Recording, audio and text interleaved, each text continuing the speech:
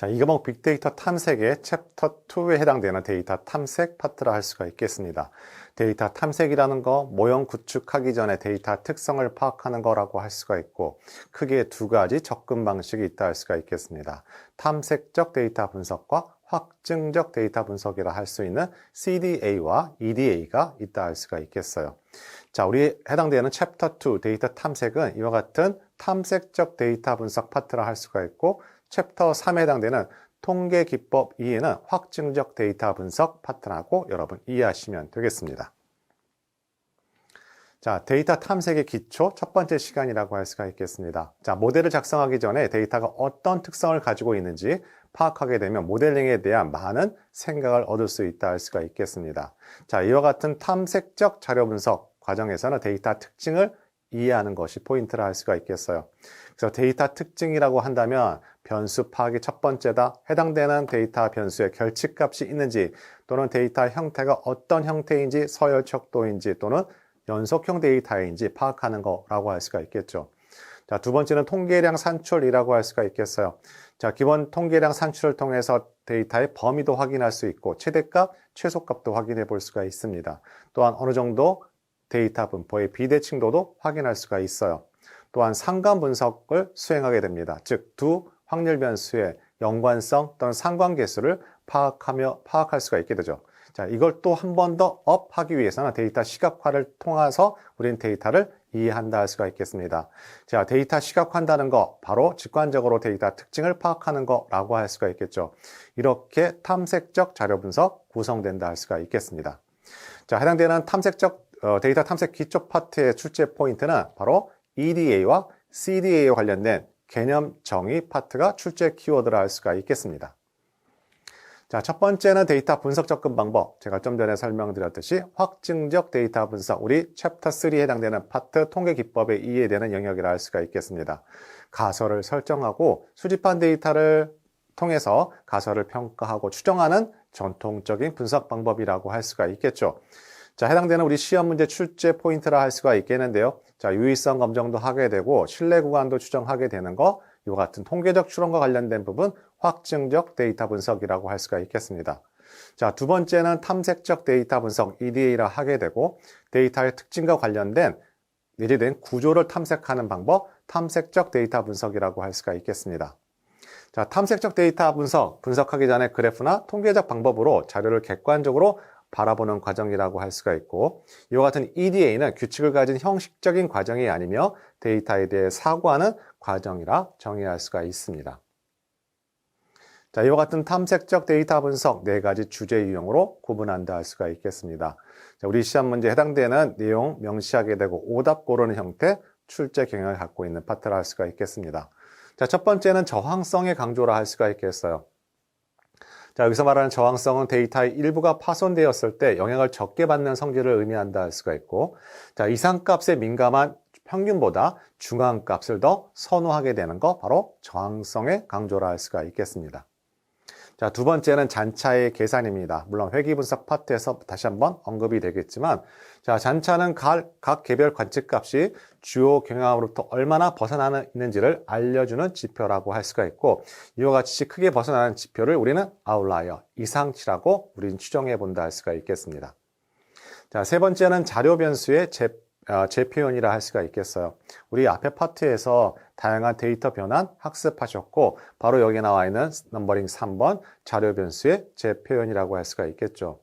자, 데이터 분석을 단순화해서 해석하는 데 도움이 되도록 자료를 변환하는 거 바로 자료 변수의 재표현이라고 할 수가 있겠어요.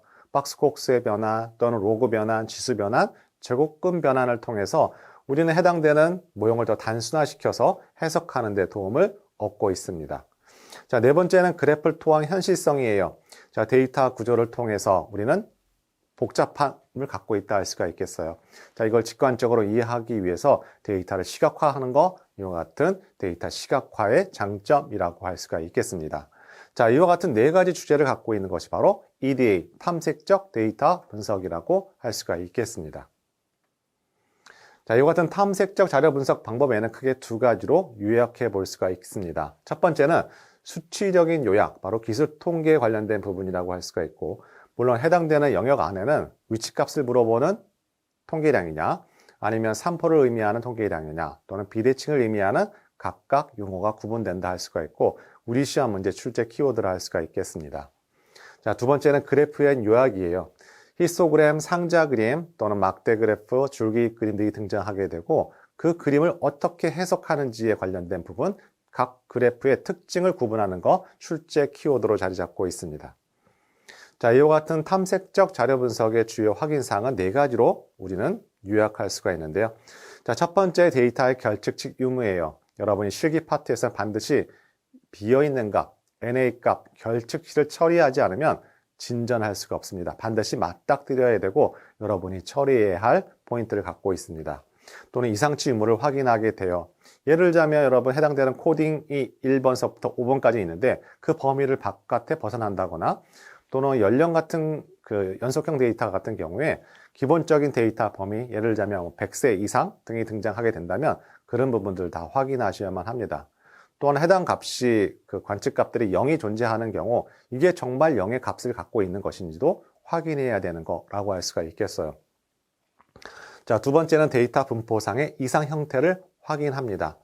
세 번째는 데이터의 개별 속성값은 예상한 범위 분포의 기초 통계량을 통해 확인하게 되고, 맨 마지막 개별 데이터 간의 상관성 산점도를 통해서 확인해 본다 할 수가 있겠습니다. 자, 두 번째 상관관계 분석 진행을 하도록 하겠습니다. 자, 상관관계라는 건 말 그대로 두 확률 변수의 연관성을 파악해 보는 거라고 할 수가 있고, 대표적인 상관성, 연관성을 파악하는 척도가 2가지가 있다 할 수가 있겠습니다. 바로 공분산과 상관계수라고 할 수가 있겠죠. 따라서 우리 시험에서 공분산의 성질 또는 상관계수가 갖고 있는 의미 파악하는 거 출제 포인트고, 매회 한 문제는 반드시 출제한다 할 수가 있겠습니다. 좀 더 나아가서 이와 같은 상관계수는 2개의 상관계수 여러분 알고 있어야만 합니다. 첫 번째는 피어슨의 상관계수와 스피어만의 상관계수, 이 두 상관계수의 특징을 구분하는 것 두 번째 출제 포인트라고 할 수가 있겠습니다. 자, 상관분석의 의의입니다. 자, 상관분석은 데이터 안에 두 변수 간의 상관관계의 정도를 측정하는 것입니다. 하나의 변수가 다른 변수와 얼마나 관련성, 선형성을 갖고 있는지 알아보는 것이 바로 상관분석이라고 하게 되죠. 즉, 아래 슬라이드에 그림에 나와 있는 것처럼 상관계수의 방향과 선형성의 직선의 정도를 파악해 보는 것, 우리는 상관분석이라고 할 수가 있겠습니다. 자, 이를 측정하는 방법에는 피어슨 상관계수, 스피어만의 상관계수, 여러 가지 켄달 상관계수가 있지만 우리 일반적으로 상관계수라고 하면 피어슨의 상관계수를 말한다 할 수가 있겠어요. 자, 여기 보시는 슬라이드의 그림에서 여러분이 한 가지 유의할 점이 한 포인트가 있는데요. 자, 이렇게 상단에 있는 그림처럼 X, Y 두 좌표가 아주 선형성, 직선의 관계를 유지하게 되는 거, 우리 강한 상관관계를 갖고 있다 하고, 영어로는 우리는 correlation을 상관계수라고 한다 할 수가 있겠습니다. 즉, 강한 우리 양적 상관계수를 갖고 있다. 자, 반대의 경우에는 방향은 서로 반대 방향이지만 서로 밀접한 선형관계를 갖고 있는 거, 우리 강한 음의 상관관계를 갖고 있다고 표현한다 할 수가 있겠습니다. 마지막 여러분이 하단에 보이는 이와 같이 자, 원의 모양으로 되어 있는 두 확률 변수의 상관성을 물어볼 때, 자, no correlation이라 얘기하죠. 상관계수가 0이라고 얘기합니다.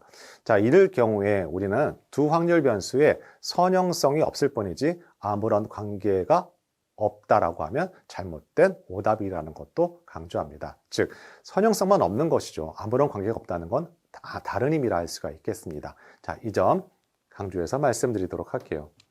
자, 그러면 공분산이라는 것은 어떤 것인지 알아보도록 하겠습니다. 자, 공분산이라는 것은 두 변수 사이의 상관성을 나타내는 지표, 기본적으로 두 변수 간의 공분산이라고 할 수가 있겠죠.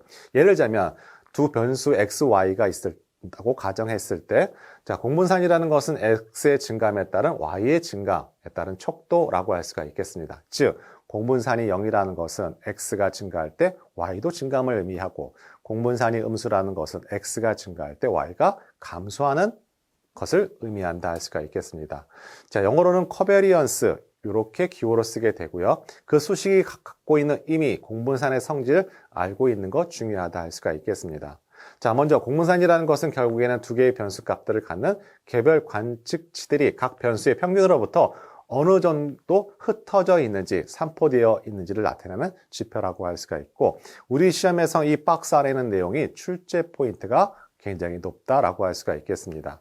자, 1번과 2번은 같은 수식이에요. 자, 보시면 각각 x의 편차와 y 편차 곱의 기대값으로 표현하게 되고 1번 수식을 풀었으면 2번 수식과 같다 할 수가 있겠습니다.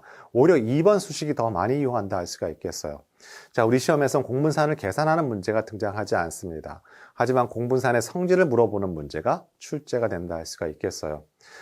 자, 결국에는 공분산 다른 표현으로 하게 되면 xy 곱의 기대값에서 각각 xy의 기대값을 뺀 값, 바로 2번, 1번은 같은 수식이라 할 수가 있겠습니다. 물론 우리 시험에서는 증명하는 문제가 등장하지 않지만 쉽게 1번과 관련된 걸 풀어쓰게 되면 2번 관련된 수식이 나온다 할 수가 있겠어요. 세 번째는 공분산 서로 바꿔도 그 값은 서로 등식이 성립한다 할 수가 있겠습니다. 자, 4번은 해당되는 공분산, 우리 X배를 했을 경우에 의미를 할 수가 있겠습니다.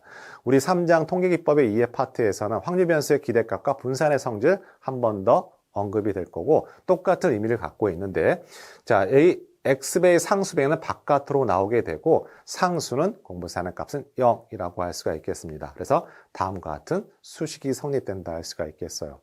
한 가지 여러분 또 추가적으로 한 가지 포인트 알고 가셔야 되는데요. 만약에 공분산이 서로 같은 거라면 예를 들자면 1번에서 x인 경우에는 어떤 수식이 성립이 된다? 여기 나와 있는 수식 결국에는 x 마이너스 뮤 x가 되니까 x 마이너스 뮤 x의 제곱이 만들어지게 되고 x 마이너스 뮤의 제곱이라는 것은 결국은 분산의 값이라고 할 수가 있겠죠. 따라서 여러분이 꼭 기억하셔야 될 것은 공분산이 같은 변수이라면 그 값은 분산값과 같다라고 여러분 정리하시는 거 출제 포인트라 할 수가 있겠습니다. 또 하나, 만일 xy가 독립이라면 공분산 값은 반드시 0이 성립이 되지만 반대의 여기 경우는 성립되지 않음을 강조해서 말씀드리도록 합니다. 자, 이와 같은 경우는 수식이 성립되지 않는데요. 예를 들자면 우리 2차 함수 같은 경우에는 공분산 값, 상관계수 값이 0이 나오게 됩니다. 그렇다고 해서 두 xy가 독립이라고 할 수가 없고 강한 관련성이 있다고 할 수가 있겠죠. 이와 같은 공분산의 성질, 시험 출제 포인트가 높을 것이고 우리 시험 문제만의 특징이라고도 할 수가 있겠습니다. 자, 이렇듯 공분산이라는 것은 측정 단위에 굉장히 민감을 하게 되고 표준화 또는 정규화시켜서 우리는 사용할 수가 있는데요.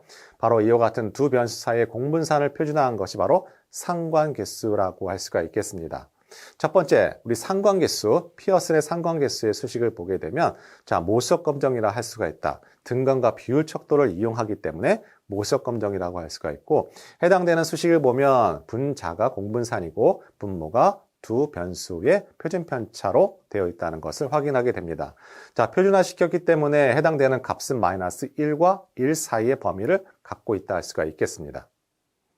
자, 두 번째는 스피어만의 상관계수예요. 우리 시험에서는 피어슨과 스피어만의 상관계수 두 특징을 구분하는 문제, 시험 문제 출제 키워드라 할 수가 있습니다. 자, 스피어만의 상관계수라는 것은 상관관계를 분석하고자 하는 경우 두 연속형 변수의 분포가 심각하게 정기분포를 벗어난 경우 또는 두 변수가 서열척도, 순위척도일 때 사용하는 상관계수라고 할 수가 있겠습니다. 따라서 서열척도를 이용하기 때문에 두 데이터의 실제값 대신 두 값의 순위, 랭크를 이용해 상관계수를 계산하는 방식. 하지만 범위는 똑같이 피어슨의 상관계수와 마찬가지로 마이너스 1과 1 사이를 갖고 있다 할 수가 있겠습니다. 또 하나 피어슨과 스피어만의 상관계수의 차이점이라고 한다면 우리 해당되는 피어슨이라는 것은 선형적인 비례성을 갖고 있는 걸 파악해 보는 거라고 한다면 스피어만의 상관계수는 단조 증가를 하느냐 감소를 하느냐를 파악해 보는 게 바로 스피어만의 상관계수라고 할 수가 있겠어요. 이렇듯 서열 척도를 이용하기 때문에 피어슨의 상관계수와는 달리 스피어만의 상관계수는 비선형 관계의 연관성을 파악할 수 있는 장점을 갖고 있다 할 수가 있겠습니다.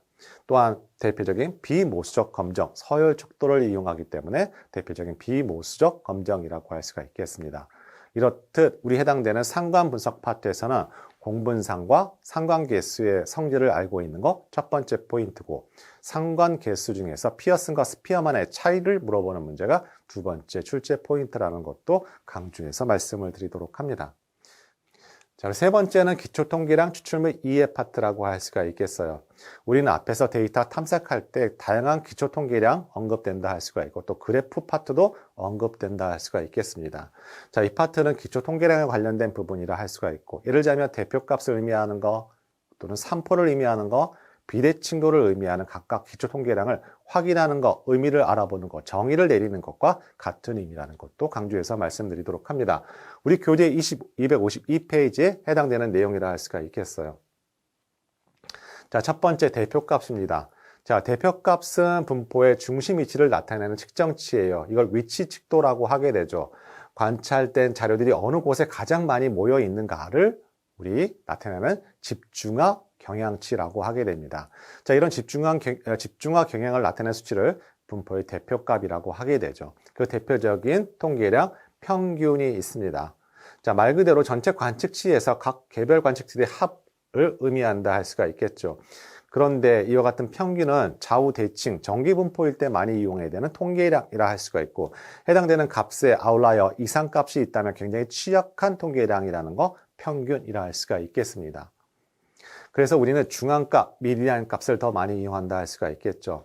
평균이 가진 단점으로 인해 위치를 나타내는 또 다른 통계치 중앙값을 사용한다 할 수가 있겠어요. 따라서 자료의 크기 순서를 나열하게 되고, 각각의 자료의 숫자가 홀수인 경우, 짝수인 경우에 따라서 다음과 같은 수식을 통해서 미디안, 중앙값을 구한다 할 수가 있겠습니다.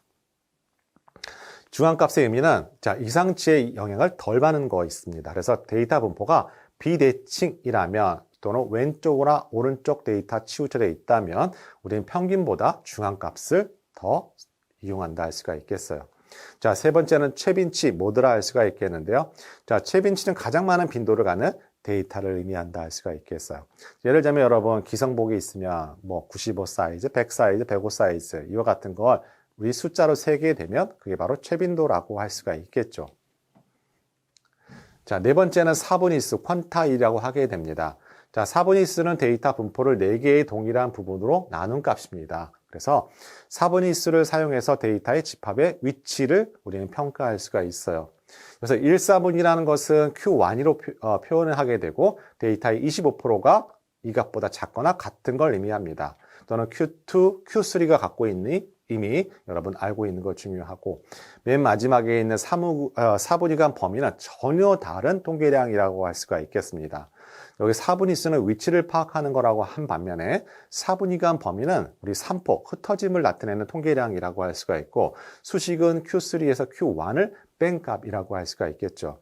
우리는 앞에서 상자 그림 할 때 이와 같은 IQ와 사분위간 범위 한번 언급됐다 할 수가 있겠습니다. 이 점 여러분 꼭 기억하셔야만 합니다. 즉 사분위수와 사분위간 범위는 서로 다른 개념이라는 것도 강조합니다. 자, 용어 정리 확인해 보도록 할게요. 자, 백분위수란 전체 관측값을 크기 순서대로 배열했을 때 100분율로 나타난 특정 위치의 값을 이르는 용어이다 라고 할 수가 있고, 이걸 백분위수로 표현하게 되면 결국에는 Q1이란 값은 제25 백분위수, Q2는 제52 백분위수, Q3는 제75 백분위수라는 거, 기본적인 용어 출제 포인트를 갖고 있다는 것도 강조해서 말씀드리도록 할게요.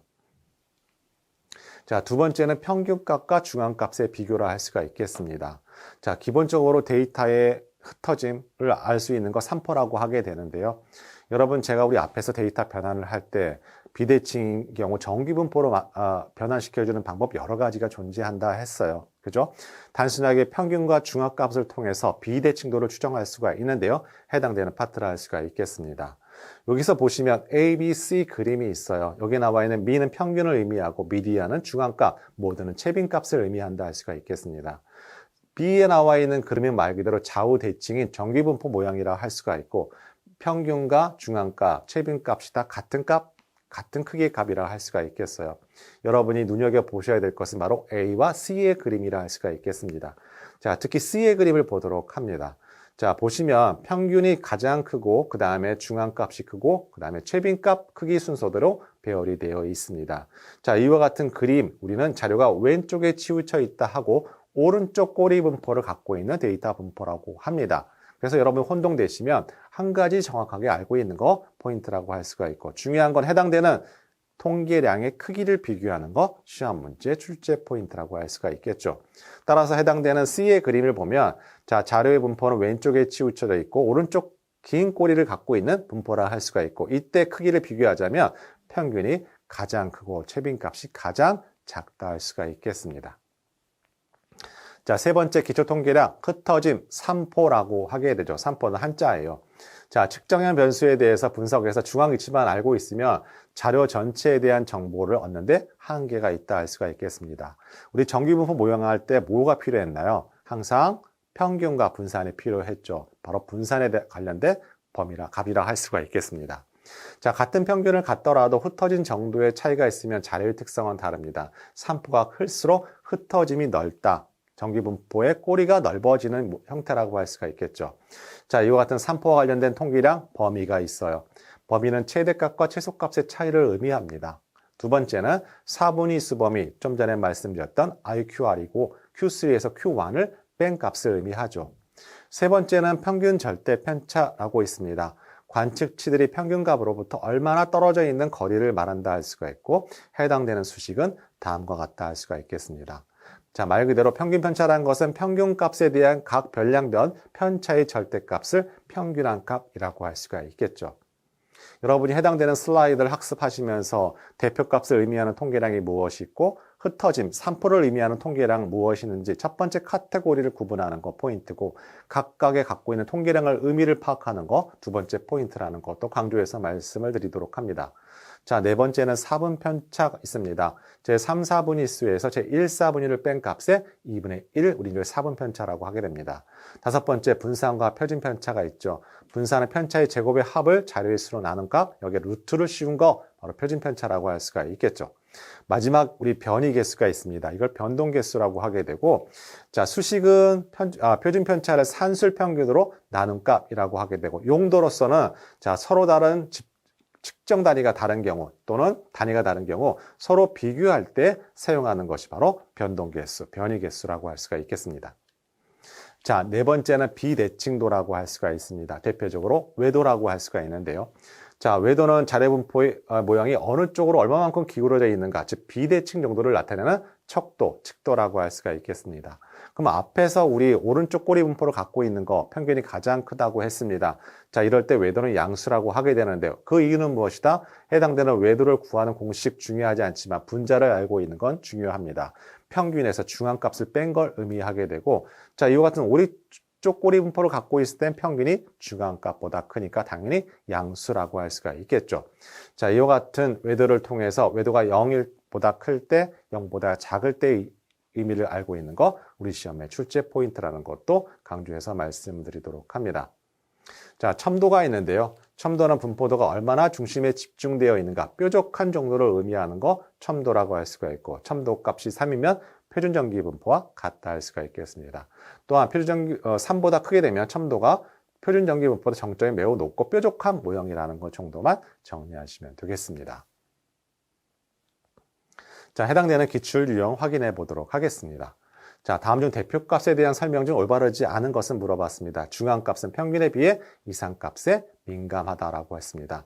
자, 이런 문제 설마 틀리시는 분 없겠지만 해당되는 데이터 탐색 파트에서는 여러분이 양보해야 되는 문제가 있고 양보하지 말아야 되는 문항들이 있는데요. 우리 이 과목 빅데이터 탐색 파트에서는 데이터 탐색 절대 틀려서는 안 되는 문제, 양보해서는 안 되는 문제라는 것도 강조해서 말씀드리도록 합니다.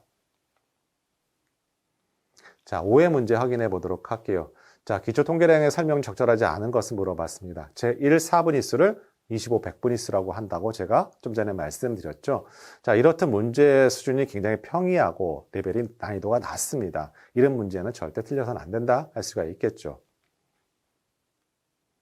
자, 사회 문제 확인해 보도록 합니다. 자, 변동계수에 대한 설명으로 옳지 않은 것은 물어봤습니다. 적절하지 않은 것은 해당되는 4번 문항을 보면 수식 자체가 잘못됐죠. 분산이 아니라 산술평균이라고 말씀드릴 수가 있고, 자, 해당되는 데이터 탐색 파트 유형을 본다면 우리 시험과 약간 사회조사 분석사 2급 정도의 난이도가 낮은 문제들이 이 파트에서 출제되고 있음을 저는 확인할 수 있다 할 수가 있겠어요.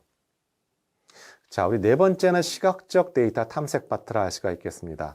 우린 좀 전에 데이터 탐색 파트에서 기초 통계량을 통해서 데이터 탐색 EDA를 하는 거라고 한다면, 자, 여기서 4번에 나오는 시각적 데이터 탐색은 그림을 통해서 해석을 하고 의미를 부여하고 각각의 그래프의 특징을 서로 간에 구분하는 거, 바로 시각적 데이터 탐색이라고 할 수가 있겠죠.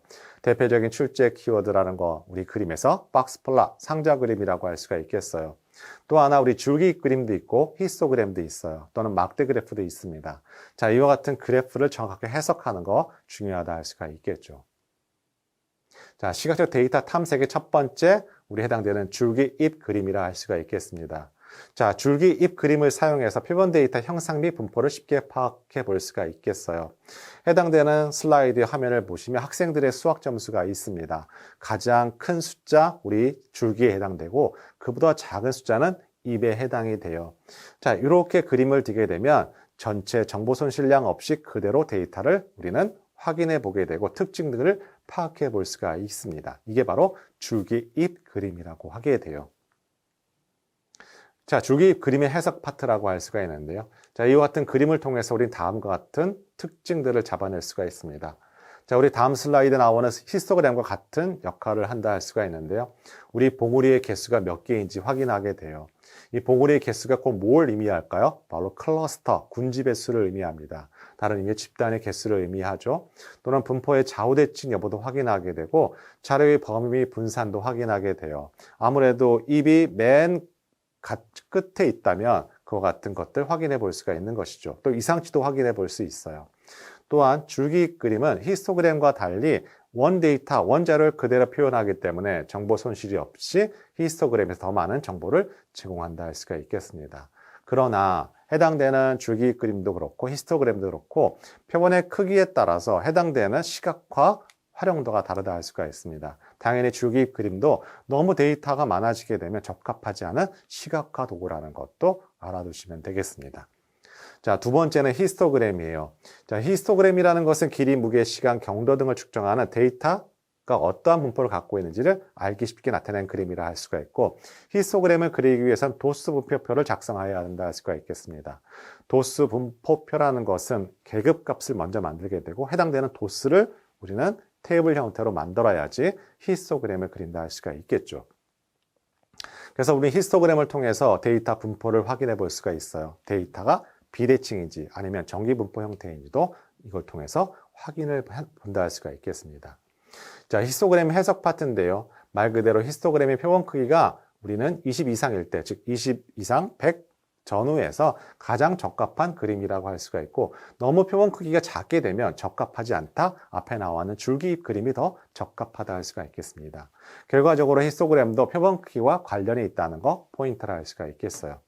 자, 데이터가 치우쳐 있으면 대부분의 데이터가 그래프가 높은 쪽이나 낮은 쪽에 위치한다. 외도는 데이터가 정기분포를 따르지 않을 수도 있음을 의미한다 할 수가 있겠습니다. 또한 히스토그램을 그렸는데 양 끝단에 히스토그램이 만들어져요. 그건 특이치, 아웃라이어라고 할 수가 있습니다. 또한 해당되는 히스토그램을 그리다 보면 봉우리가 2개, 3개 다봉이 생길 수가 있겠죠. 그럼 서로 다른 군집이라, 집단이라고 생각할 수가 있겠습니다. 따라서 5번째 그룹의 산포 간 차이를 확인해 볼 수 있는 거, 바로 히스토그램이라 할 수가 있겠어요. 자, 세 번째, 결국에는 히스토그램은 뭐예요? X축은 계급값으로 구성이 되어 있고 Y축에서는 해당되는 계급값의 도수가 바로 히스토그램이라고 한 반면에 막대 그래프는 해당되는 X축이 범주형 데이터예요. 범주형 데이터 뭐가 있어요? 등급 또는 혈액형, 학년을 X축으로 하게 되고 Y축은 해당되는 프리퀀시 도수로 구성되어 있는 것이 막대 그래프라고 할 수가 있겠죠. 그래서 히스토그램과 막대 그래프의 차이를 그림을 보게 되면 히스토그램의 그림들은 다 붙어져 있어요. 계급값들이. 하지만 막대 그래프는 해당되는 X값들이 다 범주형 데이터이기 때문에 서로 막대 그래프가 서로 간격이 벌어져 있는 거, 바로 막대 그래프와 히스토그램의 시각적 차이라고 할 수가 있겠습니다. 자, 네 번째 상자 그림이고 우리 시험 문제 출제 포인트 가장 높아요.